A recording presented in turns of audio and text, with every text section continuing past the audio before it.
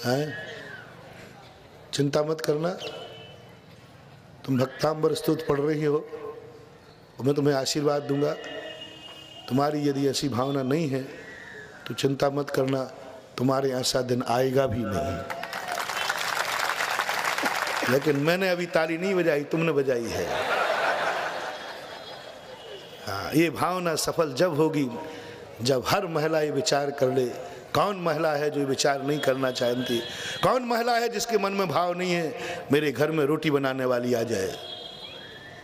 हर स्त्री अपने पति को यही उलाहना देती है जब झगड़ा करती है, कौन सा सुख दे दिया, कोई रोटी बनाने लगा दी क्या? थोड़ा हंस के तो दिखा दो मेरी अनुमान सही है कि नहीं। अरे आप हंस के दिखाओ जी। हाँ बिल्कुल, एकदम फट बैठ गया। हम तो धुआं में लाठी चलाते हो, वो भी। कौन महिला है जो अपने पति को जिंदगी में ये उलाहना न देती हो कि कौन सा सुख दे दिया, कोई रोटी बनाने वाली लगा दी? ध्यान रखना, जो महिला किसी दूसरे की माँ को, किसी दूसरे की पत्नी को अपने घर में रोटियां बनाने के लिए उलाहना देती है, भावना रखती है, उसको कभी ना कभी संसार में एक भाव ऐसा जरूर आएगा जब स्वयं की रोटी के लिए दूसरे के यहाँ रोटी बनाना पड़ेगी। तुम दूसरे को गुलाम बनाना चाहे तो इसलिए नहीं तुम रोटी वाली बुला रहे हो कि बेचारी गरीब है? सही बताओ। और आज हम इसलिए भावना करते हैं कि बेचारी गरीब के बाल बच्चे पल जाएंगे। आहा, बड़ी परोपकारणी है जबलपुर की सेठानी है। यदि इतनी है तो उसको बिना रोटी बनवाए वेतन दे दो ना, वो दान में आ जाएगा। रोटी बनवाने पर वेतन दोगे वो मजदूरी है, और बिना रोटी दे ये बनवाए वेतन दे दोगे वो दान है, उपकार है, पुण्य है, धर्म है। कौन महिला है जो कहे महाराज मैं गरीबों को रोटी दे देता हूँ, वेतन दे देता हूँ बिना रोटी बनाए? वो तो दान है, करुणा दान है। लेकिन पहले तो उसका पूरा कचूमर निकालोगे, पूरी रोटियां बनवाओगे, चूल्हे में झोंकोगे, सब करेगा, उसके बाद भी है। अब वो तो आप लोग जानते हो, सारा समझ जाओ। दूसरे की रोटी बनाने की तुम्हारी ऐसी भावना, ऐसी भावना। इसी प्रकार कौन महिला चाहती है कि हमारे वो दिन आ जाए जब हमें दो रोटियों के लिए दूसरों के जूठे बर्तन मांजना पड़े? नहीं चाहती ना। कौन महिला है जो ये नहीं चाहती कि मेरे घर में बर्तन मांजने वाली लग जाए? हर महिला का भाव है कि हमारे घर में बर्तन मांजने वाली हो, रोटी बनाने वाली हो, कपड़े धोने वाली हो, झाड़ू लगाने वाली हो, सब चाहते। यानी हर व्यक्ति एक चाह रहा है हम सारी दुनिया मेरी नौकर बन जाए लेकिन मैं किसी का नौकर न बनूं। यह है सबसे बड़ा पाप, यह है जैन धर्म के खिलाफ, यह है जैन धर्म की मूल रीढ़ की हड्डी को तोड़ देना। सारे जैन क्रियाएं करो आप, जिनेंद्र के खूब पूजन अभिषेक करो आप, महाराजों को खूब आहार दान दो आप, लेकिन आपकी यदि ऐसी भावना है कि मैं किसी की दास नहीं बनूं, मैं किसी की नौकरी नहीं करूं और सारी दुनिया मेरी नौकर हो जाए, तो समझ लेना आप जैन धर्म में, जैन कुल में जन्म लेकर जिनेंद्र को मानते हुए भी जिनेंद्र देव के आशीर्वाद के पात्र आप नहीं बन पाएंगे, आप लाभ नहीं ले पाएंगे, नहीं ले सकते। पहले तो आज इसलिए मैंने कहा था ये 10वें नंबर का कड़ा जिंदगी बदल देगा। 10वें नंबर का जो श्लोक है यह तुम्हारी जिंदगी को आकाश में पहुंचा देगा। 10वां नंबर श्लोक यदि समझ में आ गया तुम्हारा सारा मिथ्या चूर होकर के सम्यक दर्शन की भूमिका में खड़ा कर देगा। यदि ये श्लोक पूरे तत्वामृतांबर पाठ में यह श्लोक अपनी अंतरंग बुद्धि को पलट देता है, मिथ्यात्व को निकाल देता है, अहंकार की शिखर से उतार करके हमें चलना सिखा देता है। बहुत बड़ी चीज है इस शक्ति के अंदर। कौन है? कब बताओ ये भाव किसके नहीं होते? किसके नहीं होते कि हमारे यहाँ नौकर लगे? क्या आपके भाव नहीं है कि हमारी दुकान पर 2 नौकर लग जाए? क्यों ना ये आशीर्वाद ले लो आज कि महाराज में भक्तांबर के बाद ऐसी स्थिति आ जाए कि मैं किसी की दुकान पर नौकरी करूं। है महाराज, कल तो आपने कहा था, अरे रात भर में पलट गया मामला। रात भर में तो दुनिया पलट जाती है, मेरे पलटने में कौन सी देर लगना। कल तो कहा था अमीर से गरीब से और आज क्या कह रहे हो? क्यों ना इस श्लोक का अर्थ उल्टा ले लिया जाए और जितने लोग भक्तांबर में आए हैं इनकी ऐसी दशा हो जाए कि कल सब किसी दूसरों की दुकान पर नौकरी करें और दूसरे की गाड़ी के ड्राइवर बने। तुम चाहते हो मेरे वो दिन आए गाड़ी में ड्राइवर हो, मेरे वो दिन आए जो मेरी गाड़ी को पहुंचे, मेरे वो दिन आए मेरी दुकान पर 10 नौकर लगे। है भावना की नहीं है? क्यों है भाई? वो भी तो किसी का आदमी है, वो भी तो किसी का पिता है, वो भी तो जीव है। तुम उसको क्यों ऐसा गुलाम बनाना चाहते हो? और कान खोल करके सुन लेना ये बात, जो व्यक्ति दूसरों को नौकर बनाना चाहता है इसके संसार के काल में एक ना एक दिन उसे नौकर बनना ही पड़ेगा। जो चाहता है मेरी गाड़ी का ड्राइवर हो कोई दूसरा और मैं सेठ बनकर बैठा रहूं, ध्यान रखना एक दिन तुम्हें भी नौकर बनना पड़ेगा, ड्राइवर किसी सेठ की गाड़ी का। तुम चाहो किसी दुकान पर नौकर रख लीजिए 10 नौकर, आपको नौकर बनना ही पड़ेगा। नियम से कोई दुनिया की ताकत टाल नहीं सकती। इसलिए आज पहले यह प्रतिज्ञा करो कि हम कभी नहीं चाहेंगे कि कोई हमारा गुलाम बन जाए, हम नहीं चाहेंगे कोई मेरा दास बन जाए, हम नहीं चाहेंगे कोई मेरे यहाँ नौकर आ जाए। नहीं चाहेगा, कभी नहीं चाहेगा। अपनी क्रिया अपने स्वयं करना। आप भी नियम ले लें, आज के बाद ये उल्हाना देना तो बंद ही कर दें, त्यागी कर दें। हम अपने पुरुष को, हम अपने परिवार के व्यक्ति को ये उल्हाना नहीं दें कि कौन सी बर्तन मांजने वाली लगा दी, कौन सी झाड़ू पोंछा वाली लगा दी, कौन सी रोटी बनाने वाली लगा दी। सावधान सावधान सावधान। मैं बहुत करुणा करके कह रहा हूँ, यदि ये उल्हाना का तुमने त्याग नहीं किया तो तुम्हारे यहाँ नौकरानी लगेगी या न लगेगी, लेकिन तुम्हारी जिंदगी जरूर नौकरी के योग्य हो जाएगी। झाड़ू पोंछा वाली तुम्हारे यहाँ आएगी कि नहीं आएगी मैं नहीं कह सकता, ये श्रीमान जी से पूछ लेना। लेकिन इतना जरूर कह सकता हूँ, यदि यह भावना तुम्हारी है तो एक ना एक भाव तुम्हें ऐसा जरूर मिलेगा जो रोज 2 रोटियां खाने के लिए आपको किसी के घर में झाड़ू पोंछा लगाना पड़ेगा, लगाना पड़ेगा, लगाना पड़ेगा। ये फरमान पत्थर की लकीर के समान अकाट मान लेना, कोई नहीं टाल सकता। टालने की किसी में ताकत नहीं है, ये कर्म का सिद्धांत है। इसलिए पहला त्याग करो। ये हम कभी ऐसा भाव नहीं करेंगे, कभी दूसरे का गुलाम नहीं बनाएंगे, कभी हम उल्हाना नहीं देंगे। वो भी स्त्री है, हम भी स्त्री, वो किसी की माँ है, मैं भी किसी की माँ हूँ, वो किसी की पत्नी है, मैं भी किसी की पत्नी हूँ। आपको भी यही विचार करना है। दोनों एक विचार करो, पहले त्याग करो, संकल्प करो, चिंता मत करना। जैनी बिना नौकर के रहेगा ही नहीं, राजा बिना दास के रहेगा ही नहीं। लेकिन तुम तो त्याग करो पहले, बाद में मामला मैं सुलटाऊंगा।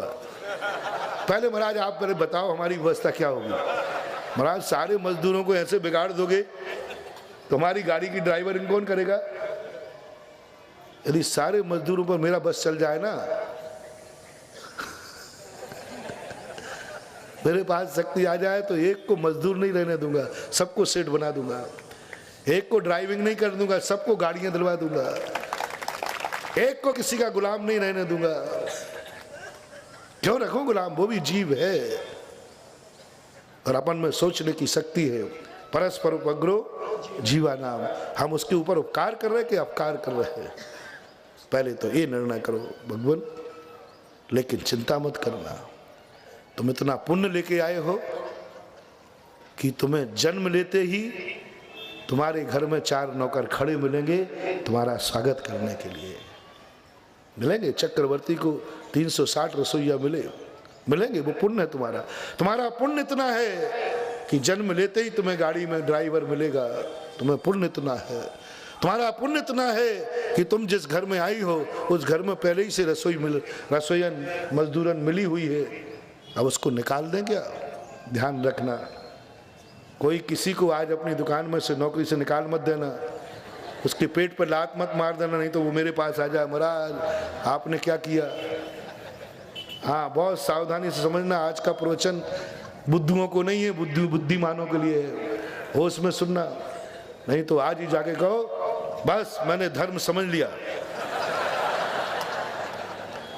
मैंने धर्म समझ लिया बहुत अच्छी तरह, अब मैं धर्मात्मा। सारे नौकर आज से सबकी छुट्टी, आफत मत कर लेना, ऐसी आफत मैंने की थी एक बार, मैंने की थी एक बार, मैं तो करते ही रहता हूँ, आफत का ही काम करता हूँ। एक बार गिरनार जी के पास में, गिरनार जी की घटना है, वो पालकी वाले होते ना, डोली वाले, तो एक व्यक्ति डोली से जाने के लिए जा रहे थे, तो मैंने उनको व्यंग कर दिया, मैंने क्या धर्म कर रहे हो तुम, मंदिर के तुम्हें क्या पुण्य लगेगा, किसी की छाती पर बैठ कर जा रहे हो, कंधे पर, पैदल चलो पैदल क्या इसको देखो, ये पसीना पसीना हो रहा है, बिना उसके तो हम चल नहीं पा रहे हैं, सीढ़ियाँ, गिरनार की सीढ़ियाँ थोड़ी कठिन हो रहे और बेचारे डोली बन के चल रहे। ये बात मेरा कहना था, मैं गिरनार जी से उतर रहे थे और डोली वाला कह रहा, महाराज जी आप मेरे और मेरे बाल बच्चों के दुश्मन हैं क्या? अरे मैंने कहा भैया क्या हो गया, मैं तो तेरे ऊपर दया कर रहा हूँ। अरे महाराज ये कहो कि गिरनार में आने वाला आपका हर भक्त डोली से जावे। और मैंने प्रैक्टिकल भी देखा कि जब सेठ लोग जाते ना तो डोली वाले 100-100 सीढ़ियाँ तक साथ चलते हैं, सेठ जी बैठ जाओ, सेठ जी बैठ जाओ, सेठ जी बैठ जाओ, यानी उनको डोली में बैठाने में उनका लाभ है और तुम्हारा डोली में बैठने में हानि है। वो तो ये चाहते। आप बताओ, मैं त्याग करा देता, कोई भी जैनी डोली में नहीं बैठेगा तो कितने घर का भूखे मर जाएंगे, कितने बच्चों की रोजी रोटी का सवाल होगा, बहुत अनर्थ हो गया। बाद में मेरी अकल आई, मैंने कहा ये बहुत बड़ी गलती है, बहुत बड़ी गलती है, इन बच्चों को मजदूरी नहीं मिलेगी। आज तुम जाकर नौकर निकाल दोगे, ध्यान रखना, एक भी नौकर निकाल दिया तो मेरा दुश्मन है। हर व्यक्ति जितने नौकर हैं सब एक एक और लगाएगा आज से। आप लोगों के यहाँ जितने मजदूरी लगी हो, बर्तन मांजने वाली, रोटी बनाने वाली, वो सब एक एक और बढ़ा लेना। हाँ, किसी की पेट पर रोटी पर लात मारना, क्या भाव रखना। महाराज मैं इतना सक्षम हूं कि गाड़ी स्वयं चला सकता हूं, मैं इतना सक्षम हूं कि मैं कपड़े धो सकता हूं, मैं इतना सक्षम हूं कि दुकान स्वयं चला सकता हूं, लेकिन मेरा भाव है कि जो पूर्व जन्म से पुण्य लेके नहीं आए, उन पुण्यहीनों के लिए हम अपनी कमाई का कुछ भाग उनको दे दें। बिना कमाई का देंगे तो ये निकम्मे हो जाएंगे, बिना कमाई देंगे तो ये प्रमादी हो जाएंगे, इसलिए थोड़ी सी बिना मेहनत के देंगे तो ये निष्क्रिय हो जाएंगे, इसलिए थोड़ी सी मेहनत कराता हूं और पूरा वेतन दे देता हूं। ये तो बहाना है राहत कार्य का। नरेगा नरेगा नरेगा नरेगा मरेगा क्या चलते, वो बहुत सारे नाम चलते। महाराज जरगो जैनी देखना है, कैसे कहा, महाराज मैं इनको नौकर नहीं बना रहा हूँ, मैं इनको दास नहीं बना रहा हूँ, मैं इन पे हुकूमत नहीं चला रहा हूँ, मैं तो इनको राहत कार्य दे रहा, राहत कार्य। बेचारों को रोटी मिल जाए, इतना पुण्य तो है नहीं कि वो इतना पुण्य करके पैसा कमा ले, इसलिए मैं राहत कार्य दे रहा हूँ। अब नौकरी कराई तो किस रूप में कराई, राहत कार्य के रूप में। आप भी रोटी बनवा लेना है, लेकिन किस में बनवाना, राहत कार्य में। हमें इनको पैसा देना है, किस बहाने से दूं, पैसा बांटूं तो ये गलत हो जाएगा, ये बिगड़ जाएंगे, ये निष्क्रिय हो जाएंगे, इसलिए मैं मेहनत करा करके पैसा दे देती हूँ। मेरा भाव है राहत कार्य का, इसके गरीब के बच्चे पल जाएं, ये भूखी ना रहे। इसलिए नौकर घटाना नहीं है, नौकर बढ़ाना है, लेकिन किस क्या नाम से बढ़ाना है, राहत कार्य। एक बार राजस्थान में नारेली बन रहा था मंदिर, बोले एक भैरव सिंह शेखावत मुख्यमंत्री थे, बोले महाराज इतना बड़ा विशाल क्षेत्र बन रहा है, आप राष्ट्र के लिए क्या कर रहे हैं। मैंने तुमने को क्या कर लिया, बोले आप महाराजा हैं, मैं राजा हूँ, राष्ट्र के लिए तो कुछ करना चाहिए, राष्ट्र की जनता के लिए, कितनी दुखी है जनता, कितनी गरीबी है, और आप इतना बड़ा क्षेत्र बना रहे हैं, आप इन गरीबों के लिए क्या कर रहे हैं, राष्ट्र के लिए। मैंने तुमने क्या किया ये तो बताओ। तो उन्होंने यही कहा, महाराज देखो मैंने गरीबों के लिए नरेगा खोल दिया, हम ये कार्य कराते, वो पैसा बांटते हैं। मैंने कहा मूर्ख हो, ये मंदिर भी मेरा राहती कार्य तो है, तुम सड़कें बनवाते फिरते, हम मंदिर बनवा फिरते। तुम भी सड़कें बनवा के मजदूरी देते हो, हम मंदिर बनवा के मजदूरी देते हैं। सेठ का पैसा मंदिर के बहाने निकाल करके मजदूरों को दिलवा दिया, ये राहत कार्य नहीं तो और क्या है। ये सेठ वैसे तो निकालने वाले थे नहीं, उन्होंने कहा मंदिर बनाओ, भारी पुण्य लगेगा, स्वर्ग जाओगे। तो महाराज बना दूंगा। और बहाना क्या था, इस मंदिर के बहाने कितने मजदूरों को रोटी मिल जाएगी। तुम चिल्ला चिल्ला के राहत कार्य देते हो, हम मौन होकर गरीबों को राहत कार्य देते। बस इतना ही अंतर है धर्म का। कोई भी कार्य, ये पंडाल आपने लगाया, बोलो कितने लोगों को मजदूरी मिली? पंडाल वाले को पैसा गया कि नहीं? किसका गया? पहले मैं कहता कि जैनियों, टेंट वालों को लो, तुम जाके 10,000 रुपया दे आना। महाराज जैसे फोकट का रखा है क्या है? अब वही 10,000 कैसे दिलवा दिया? महाराज जी का प्रवचन होगा, पंडाल जी अभी जा रहा हूं, 10 क्या 15 दे दूंगा। ये बहाने कहलाते हैं, मूल उद्देश्य होना चाहिए। अब जो आपके यहाँ मजदूर है, अब आई जैन धर्म की बात। पहली बात तो मजदूर लगाना, नौकर बनाना किस लिए? राहत कार्य। नाम क्या देना उसका? हुकूमत नहीं, मलकियत नहीं, दास्ता नहीं, गुलामियत नहीं। ये जितने हमारे यहाँ मजदूर काम कर रहे हैं, ये सब राहत कार्य में काम कर रहे हैं। ऐसी बुद्धि, ऐसा विचार तुम लाना। जैसे सरकार काम निकालती है, राहत कार्य के अंतर्गत आता है, ऐसे ही तुम्हें करना है। और जो आपके यहाँ नौकरी कर रहे हैं, अब देखना, भूत्याश्रितम, तुम्हारी भूति के आश्रित हैं, तुम्हारे धन के आश्रित हैं, तुम्हारी पुण्य के आश्रित हो गए हैं। अब उनसे तो नौकरी कराना, वो तो नौकरी करेंगे, वो तो तुम्हारी गाड़ी को चलाएंगे। बेचारा गरीब है, वो तो मजदूर है, चलाएगा तुम्हारी गाड़ी को। तुम पीछे गाड़ी में बैठे बैठे क्या करना? तुम पीछे गाड़ी में बैठे बैठे क्या करना?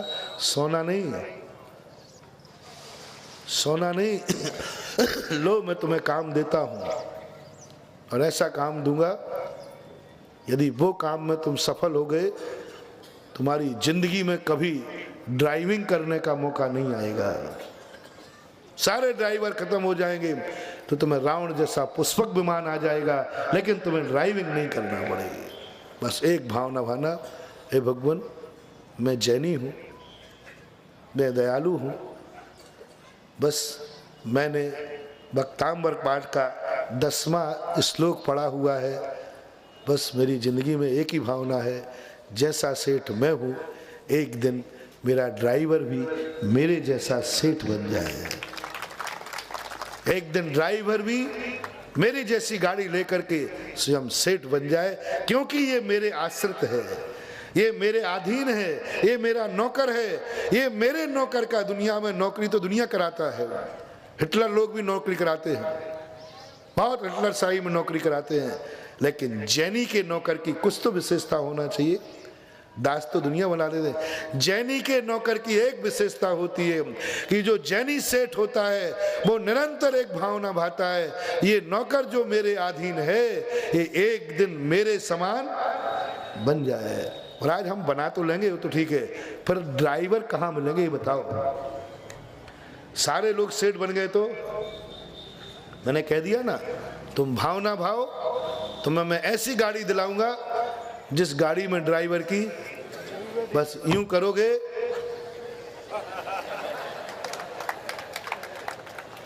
तुम्हारा गाड़ी में पैर रखोगे और विमान चल जाएगा। विमान मिलेंगे देवताओं का। किनको मिलते हैं देवों के विमान? कौन जन्मता है देवों में? उन्हीं को मिलते हैं देवों के विमान जिन्होंने पीछे बैठे बैठे ये भावना भाई है कि हे भगवान मेरा ड्राइवर भी मेरे जैसा सेठ बन जाए, इसकी भी गरीबी दूर हो जाए। देखो तो इसके, यदि काश इस स्थान पर मैं होता तो मेरी वेदना कितनी होती। अपनी रोटी के लिए, बच्चों को पालने के लिए दूसरे की गाड़ी चलाना पड़ रही है। यदि मैं होता तो मैं ये सहन नहीं कर पाता। हे भगवान मेरा ये नौकर है, ड्राइवर है, बस मैं भावना भाता हूँ। जितनी देर वो गाड़ी चलावे उतनी देर तुम्हें क्या भावना भाना है? क्या भावना भाना है कि मेरा ड्राइवर मेरे जैसा सेठ बन जाए। बस चिंता मत करना, चिंता मत करना। वो उसकी ड्राइवर, वो ड्राइवर सेठ बने या न बने, उसकी किस्मत वो जाने। लेकिन तुमने यदि ऐसी भावना भाई है तो मैं गारंटी से तुम्हें देता हूँ कि तुम्हें जन्म जन्मांतरों तक रोटी के लिए किसी का ड्राइवर नहीं बनना पड़ेगा, उसकी किस्मत बोले। तुम भर भावना भाव। इसी प्रकार जब वो तुम्हारे घर में रोटी बना रही है, तुम्हें क्या विचार करना? सोना है उस समय, टीवी देखना है उस समय तुम्हें दो कार्य करना है। पहला कार्य सोचना है, देखो मैंने कितना पुण्य किया, कितना पुण्य किया होगा। तुम बहुत कीमती हो, तुम्हारा समय का मूल्य बहुत ज्यादा है। कर्म ने सोचा ये बहुत कीमती महिला है, ये धर्मात्मा है, इसकी जिंदगी रोटी बजाते नहीं गुजरेगी, इसकी जिंदगी कपड़े धोते नहीं गुजरेगी, इसकी जिंदगी बर्तन मांजते नहीं गुजरेगी। ये महिला बहुत मूल्यवान है, ये इतना मूल्यवान है, जितना समय इसका रोटी बनाते गुजरेगा, इतना समय इसकी भगवान की माला फेरने में गुजरेगा, पूजा करने में गुजरेगा, स्वाध्याय में गुजरेगा। पूर्व भाव में तुमने जरूर ये भाव किए होंगे, हे भगवान कहाँ की मेरी किस्मत फूटी है कि जिस समय प्रवचन चल रहे हैं, मेरे नगर में प्रवचन चल रहे हैं और मुझे रोटी बनाने के कारण प्रवचन नहीं सुन पा रही हूँ, बर्तन मांजने के कारण बर्तन मंदिर नहीं जा पा रही हूँ, सत्संग नहीं कर पा रही हूँ। ऐसा भाव तुम्हें आया होगा, तभी कर्म ने कहा अच्छा लो मैं तुम्हें ऐसे कुल में भेजता हूँ जहाँ तुम्हें रोटी के कारण, झाड़ू की पोंछा के कारण से तुम्हारा धर्म नहीं छूटेगा। जाओ, जिस घर में जाओगे वहीं जन्म से ही तुम्हें झाड़ू पोंछा लगाने वाला मिलेगा। ये कर्म ने तुम्हें बहुत बड़ी भावना दी और तुम जैसे ही तुम्हारे नौकर बन गया, बताओ जितनी देर वो रोटी बनाती है रसोईयन, उतनी देर तुम क्या करती हो? हिसाब दो, आज क्या करती हो? हैं? पिक्चर देखते, घूमने जाते हैं, सोते हैं आराम से। सावधान हो जाओ, वो समय तुम्हें कर्म ने धर्म करने के लिए दिया था, वो समय तुम्हें पाप करने के लिए नहीं दिया था। और एक बार कर्म को जिसने धोखा दिया, कर्म कहता है एक बार धोखा दे ले, मैं तुझे 10 बार दुख दूंगा। बोलो, वो बर्तन मांज रही है, तुम क्या कर रही हो? वो झाड़ू लगा रही नौकरानी, तुम क्या कर रही हो? वो तो मिली है तुम्हारे पुण्य से, तुम उस समय वो बर्तन मांज रही हो। भगवान कितने भाग्य हैं, जिस समय ये बर्तन मांज रही उस समय मैं माला फेर रही हूँ। ध्यान रखना, आपका सेठानीपना, आपका सेठपना दिन दूना रात चौगुना बढ़ेगा, क्योंकि आपने नौकरों के द्वारा किए हुए काम पर यदि आपके पुण्य का उदय नहीं होते तो उस समय आप क्या कर रही होती? बोलो, झाड़ू पोंछा कर रही होती। तुम क्या कर रहे होते? वही तुम कर रहे होते। लेकिन तुम्हारे पुण्य के उदय हैं कि जिस समय मेरा समय जो था वो धर्म में निकल रहा है। एक बात।